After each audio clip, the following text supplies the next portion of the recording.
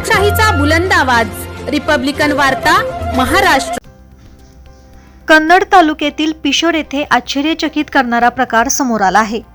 एकीकडे आड आणि एकीकडे विहीर अशी म्हण आहे, पण पिशोर येथील घटनेने म्हणीत थोडासा बदल करावासा वाटतो। तो म्हणजे एकीकडे कुत्रा आणि एकीकडे विहीर।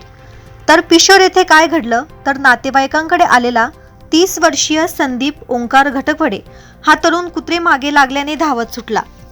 सैरावैरा पळत असताना निर्जन ठिकाणी असलेल्या 9 परस खोल विहिरीत तो कोसळला। बाहेर येण्यासाठी जीवांच्या आकांताने ओरडत राहिला, पण मदतीसाठी कुणीच येत नसल्याने थकून भागून शेवटी पाईपसह दोरीला धरून कसाबसा श्वास घेत राहिला। तब्बल 3 दिवस हा तरुण उपाशीपोटी होता। अखेर 3 दिवसांनी ही बाब काही मुलांच्या लक्षात आली। मोहोळ हुडकवायला आलेल्या शाळकरी मुलामुळे त्याला जीवदान मिळाले। पोलीस आणि ग्रामस्थांच्या मदतीने त्याला सुखरूप बाहेर काढण्यात आले आहे। रिपब्लिकन वार्ता महाराष्ट्र न्यूज साठी प्रतिनिधी Milind Kumar Landge, Chhatrapati Sambhajinagar. Subscribe now and press the bell icon. Never miss an update.